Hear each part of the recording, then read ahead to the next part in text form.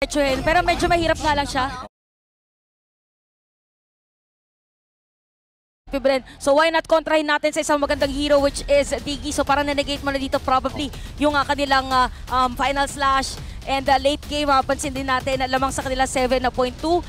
In terms of vision, mababa sa Blacklist International pero we also have to consider yung kanilang mga pa-bomba ni Rene J dito. And for AP Bren naman, what's good is that since more on single target yung kanilang isang hero na crowd control, pwede siyang manggulat or magkaroon ng layering of skills. At sa ngayon, inaabangan ko nga talaga yung mga reverse time at mga times journey na pwedeng mag-cancel out ng karamihan ng mga crowd control. Pero sa ngayon, pwede rin kayong mag-predict sa bahay ninyo. Watch out for the smart power prediction at some point in the game. A poll will show up. You only have until the timer runs out to comment your prediction with hashtag SmartPowersMPLS12. One lucky commenter who guesses correctly will win a redeemable in-game code. Remember, keep an eye out for the poll. Magsisimula na ang AP Bren versus Blacklist International, a grand finals matchup between two world representatives. Papasok na tayo sa ating Land of Dawn.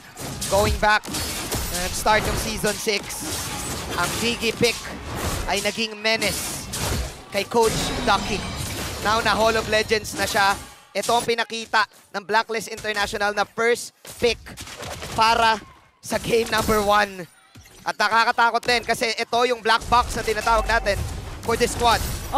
Sinabi rin natin yung black box ngayon ay parang nag-think outside the box na ang Blacklist International for AP Bren. Ganon din ang kailangan nilang gawin considering na gusto na dito na mabilis na plays. So meron mga naka-wilderness dito na emblem and even for Blacklist International. So ito yung mga moments kung saan game 1 pa lang doon sa pwedeng game 7. Expect natin na para magkakapaan lang muna kung paano muna yung initial rotation para dito sa dalawang koponan. Tsaka ramdam na ramdam talaga natin na pinag-isipan yung draft in the 12 hours na nag-abang tayo for this grand finals ay handang-handa ang dalawang koponan natin. Nakakatuwang isipin na sila ang magiging world title defense for the upcoming M5 World Champions. Sa ngayon, tahimik pa rin ang ating laro. Naghahanap ng pwesto dito si Sensui. It looks like AP Bren really is still doing the Haka Sensui. And I think Blacklist has prepared for this. Na nakita natin yung isang sweep na on that series sa side ng AP Bren, and AP Bren is confident. Bakit? Nung dumating tayo ng late game, nadaan din ng AP Bren sa Micruhan at isa sa mga players na I should say naabangan sa Micruhan ay si Super Marco. Si Super Marco talaga yun, parang isa sa mga players na alam nating tahimik lang kung mag-celebrate nga ay ganun lang. Para lahat na nagulat, parang yun din pwede niya maging comms na pwede na mag-go dito. And may kita natin for this one, mauna na pumwesto. By the way, pagdating sa turtle. And that is turtle secured for the side of Kyle Kizzy and AP Bren. Pinakaunang pagong mapupunta sa mga Bs. Sobrang saya ng AP Bren dito. Ito yung tempo na gusto talaga nila laro. Take that objective control and then we reset. And let's acknowledge everything na meron sa mapa. Wow in S12 playoffs pala yung first game ay usually panalo sa 6 out of 7 times. Parang napaka-importante pala ng game 1. Tsaka parang nakaka-pressure din siya kung malalaman din ng mga coaching staff ngayon na kailangan natin papanalo talaga yung yung game number 1 para nasa atin yung continuous na momentum. Personally, para sa akin ang best of 7 game 1, titimplahin mo muna. Parang kape yan i-testing mo muna kung ilang kung matamis, yan. Kung matamis. Tapos game 2 yung momentum. But then again, stats-wise, laking bagay din talaga ng ng unang sintak. Yung pakiramdam kasi na nakaisa ka na, bakit hindi ka pa makakapangalawa? Oheb, mga lati ang kanyang buhay with that torn apart memory. Talagang kailangan ng bantayan si Super Marco dito kasi pasakit na ng pasakit ang mga bomba ni Diggy. Sensui ngayon ay mukhang hahanapin lamang si Few. Kailangan talaga merong sumunod doon sa mga itlog yung mga pabomba kasi mabibilitan na umuwi ng lane si Super Marco if ever. So interesting enough, 3 minutes na tayo para sa game natin. Halos pantay pagdating dito sa laning pero napakalaking factor ng almost 300 na lead para dito kay Oheb. Kasi yung kit or yung initial mo na item para sa marksman magkaiba. Okay, mukhang magkakaroon ng pokes dito sa may bandang bottom side na mukhang sasama si Oheb. Nothing's gonna happen. It's a good thing na mataas ang range ng isang Brody. So kahit paano, pwede siyang mag-first kill kahit na may mga bomba na lumalabas. Napaka-careful ng ating mga teams, no, na nakikita natin na talagang iniisip nila ang bawat shot call. Big and bait coming in from AP Bren. Baka paglabanan pa nila to pero hindi yata nila itutuloy. Oh. Stealan lang ang nangyari. Oh. Naramdaman na din ng Blacklist pero hindi nila na-assume na talagang matatimingan dito yung Retribution. By the way, may kita natin Super Marco now has the Blade of Heptasis. Wow. So again, wala pa rin. Nagkakaroon ng first blood para sa game na to. It's really more about the objectives. So for this one, mauuna ulit na pumuesto ang AP Bren. Pero down ang Retribution ng dalawang junglers. Pero ibibigay ata ng Blacklist International. Another turtle for the Bees. Second turtle of the game para sa AP Bren. Sinasabi natin kanina for Blacklist International pagdating sa mga objectives, pag hindi sila mag-go, kukuha sila taagaw sa ibang lane. So nakita natin na 3 players ang nandun sa may bottom lane. Nakakuha ng Outer Third Energy Shield.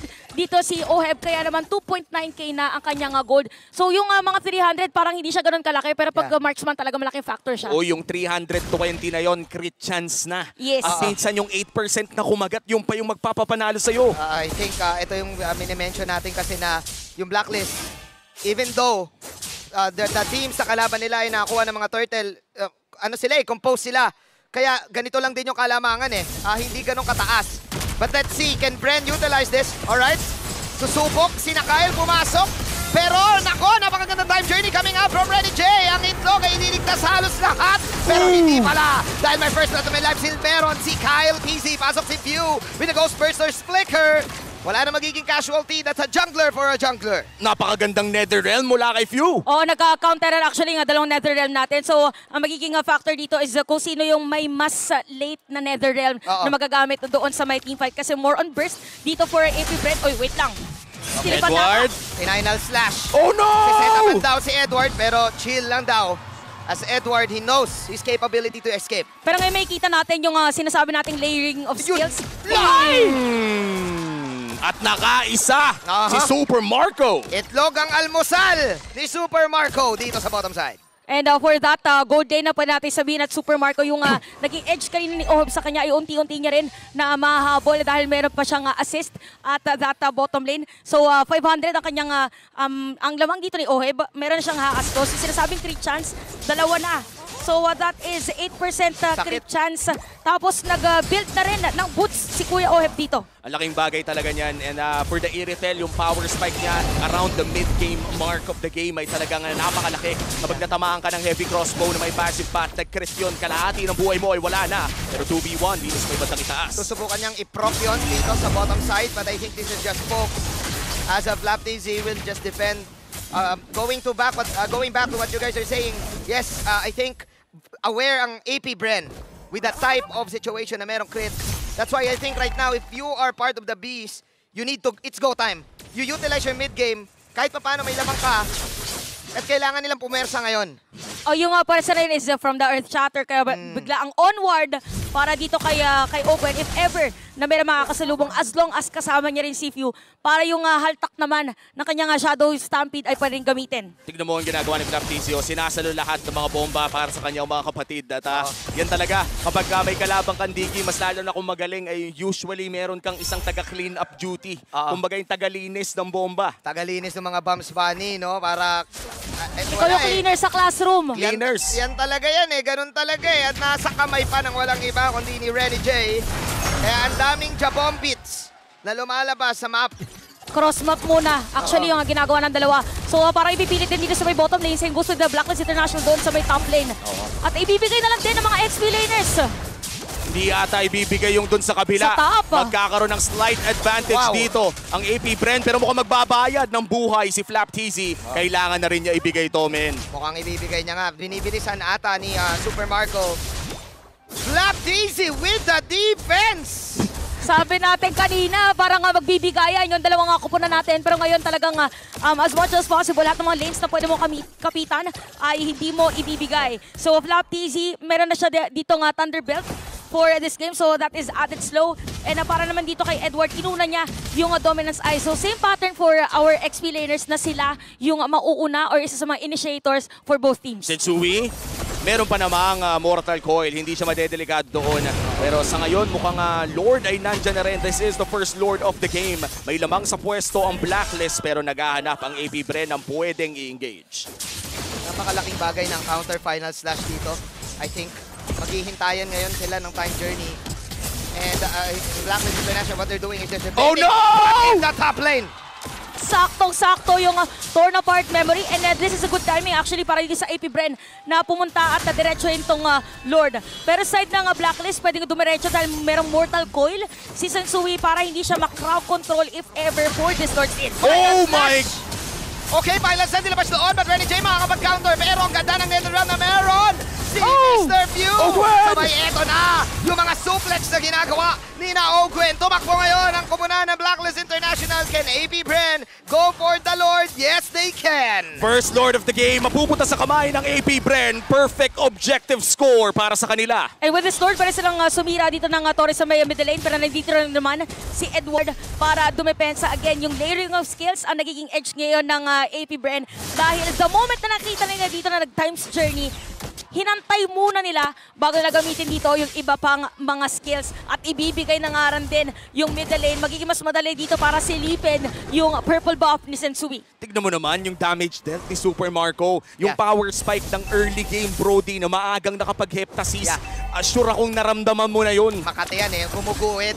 Partida pa, nabantayan siya sa bottom lane. At napakahirap na feat yun. Dahil din yun sa kanyang mga kampe, I would really like to commend FlapTZ in this game. Acting as secondary tank for his team. Oh, kalmado lang talaga din na si FlapTZ, parang walang unnecessary na mga initiations. So may kita rin natin dito na nag-Demon Hunter Sword. Actually si Super Marco at yung malangit nga na Blade of Heptasis. So expect that si Super Marco every time na magkakaroon ng stock ay dediretso with a torn apart memory. Tsaka parang dagdag sakit pala no kapag natamaan ka nung armor pen ng isang Kyle TZ Dirot tapos natamaan ka pa ng torn apart memory. Para kang nagtanggal ng lahat ng armor mo. Noot sa sarap ang torn apart memory. Yeah, last pick itong Dairot no? Last pick. So nagme-make sense. Kahit na yung Terizla ay Makunachi. Masasaktan.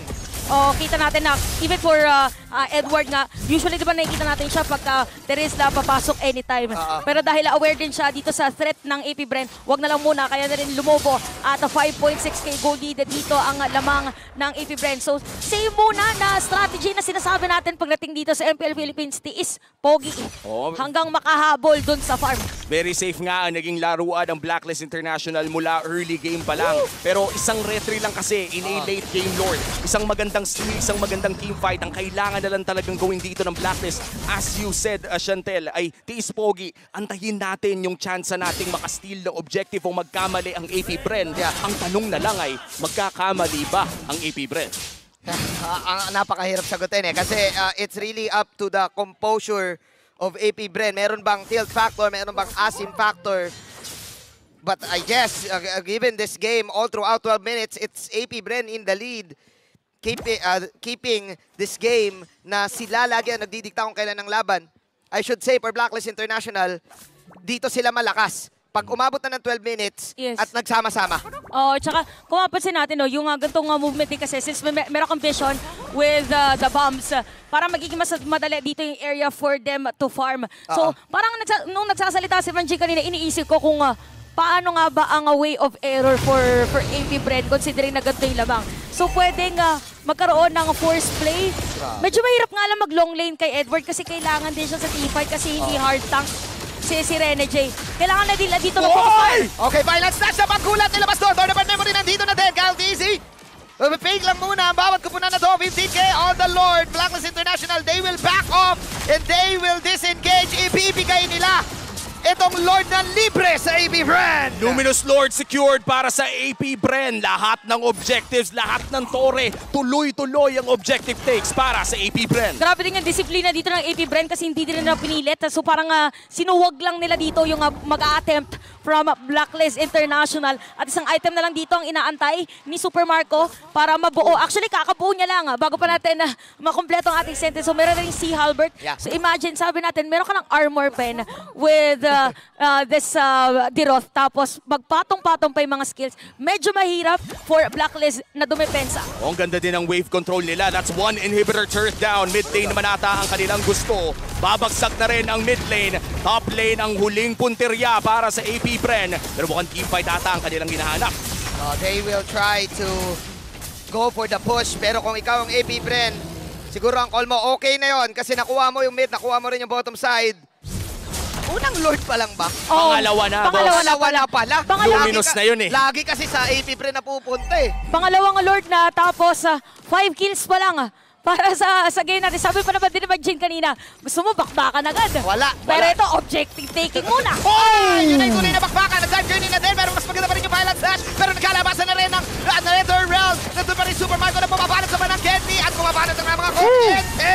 Medyo makati na. At masakit na ang Super Micro ni Super Marco. 5-2 is the score. Merong minion wave sa taas and this is a 3v4 scenario. Endable na ba ang call ng AP Bren dito to take game number 1? May inaantay silang wave sa mid at bot lane. They will try their best para i-end ngayon. Wala Nether Realm. Yun yung roar na ginawa ni Oheb. Isa lang ang minions. Wagon pa yon. Babanat na lang. Dito si Kyle at si Marco kay Renny J. Naging itlog na si Renny J. Trying his best. Pero mukhang hindi na ata. Kakayanin ni J na nga. AP Bren owning game number 1. And this winning moment is brought to you by your official sponsor,